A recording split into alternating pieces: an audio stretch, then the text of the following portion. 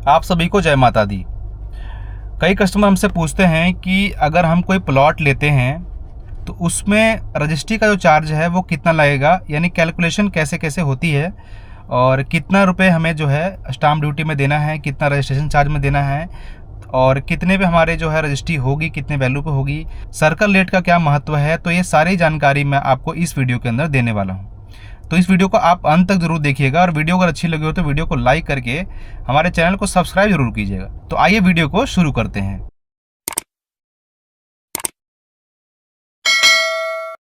दोस्तों, प्लॉट की रजिस्ट्री कराने में कितना खर्चा आएगा ये जानने से पहले आपको दो बातें और जानना जरूरी होता है। पहला होता है सर्कल रेट, दूसरा होता है मार्केट रेट। सर्कल रेट जैसा कि आप जानते हैं कि ये गवर्नमेंट डिसाइड करती है और मार्केट रेट उस समय का जो करंट में जो मार्केट रेट चल रहा होता है वो डिसाइड करता है कि अभी करंट में क्या रेट चल रहा है इस प्रॉपर्टी का, यानी इस आसपास के सेक्टरों का।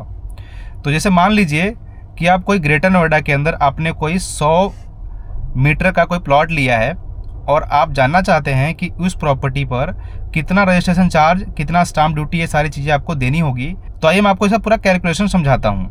जैसे मान लीजिए आपने कोई 100 मीटर का प्लॉट खरीदा, उसकी वैल्यू मान लीजिए कि 1 करोड़ रुपए है और आपने जो है लोन भी कराना है, क्योंकि ज़्यादातर प्रॉपर्टी अभी इंडिया में जो है लोनेबल हो रही है।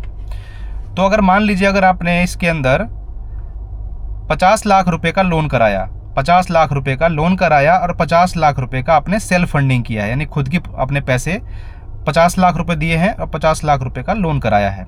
टोटल 1 करोड़ की प्रॉपर्टी है हमारी।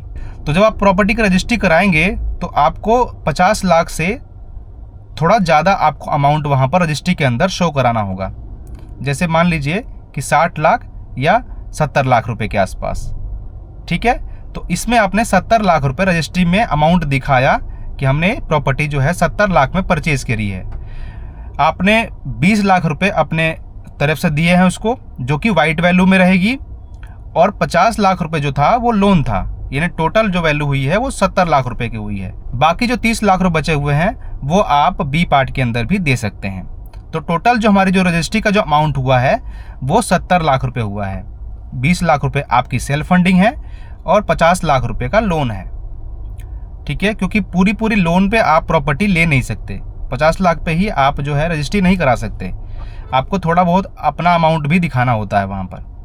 तो 70 लाख रुपए का आपने टोटल जो है अपने सेल कंसिडरेशन किया हुआ है। तो 70 लाख रुपए पे स्टाम्प ड्यूटी पे करेंगे तो वो करेंगे आप 5% स्टाम्प ड्यूटी और 1% रजिस्ट्रेशन चार्ज, यानी टोटल मिला के 6%।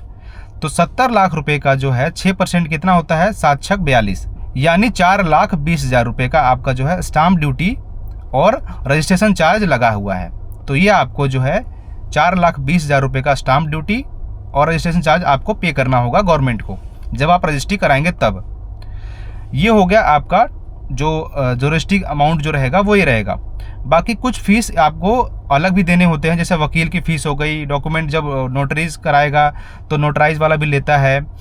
तो कुल मिला के इसमें 10 से 15,000 रुपये का खर्चा जो है आपका एडिशनल भी खर्चा रहेगा, जो कि आपको वकील के फ़ीस के रूप में देनी होगी। तो कुल मिला के हम ये कह सकते हैं कि 4,20,000 तो ऐसे हुआ था, बाकी 10,000 रुपये आप और एक्स्ट्रा मान लीजिए, यानी 4,30,000 रुपये में आपकी जो है रजिस्ट्री फाइनल हो जाएगी, लिखाई हो जाएगी आपकी। ये प्रॉपर्टी जो है मैंने बता दिया कि 1 करोड़ की प्रॉपर्टी पर 4,30,000 रुपये, 4,20,000 रुपये stamp duty plus registration charge और 10,000 रुपये का वकील फीस, यानी 4,30,000 रुपये का आपका जो है ये खर्चा आएगा। तो इसी तरीके से ही प्रॉपर्टी का जो स्टाम्प ड्यूटी है या रजिस्ट्रेशन चार्ज है वो हम कैलकुलेट करते हैं। जितना भी हम वाइट वैल्यू हम अपने रजिस्ट्री के अंदर शो कराएंगे उसका जो है 5+1 यानी 6% का हमें जो स्टाम्प ड्यूटी है और जो है वो पे करना होता है। तो अब आप समझ चुके होंगे कि जब आप कोई प्रॉपर्टी परचेज करते हैं तो उसमें कितना खर्चा हमारा जो है आने वाला है। उम्मीद करता हूं दोस्तों आपको ये जानकारी अच्छी लगी होगी। अगर आपको ये जानकारी अच्छी लगी हो तो अपने दोस्तों के साथ शेयर करें, वीडियो को लाइक करें, चैनल को सब्सक्राइब करें। जय माता दी।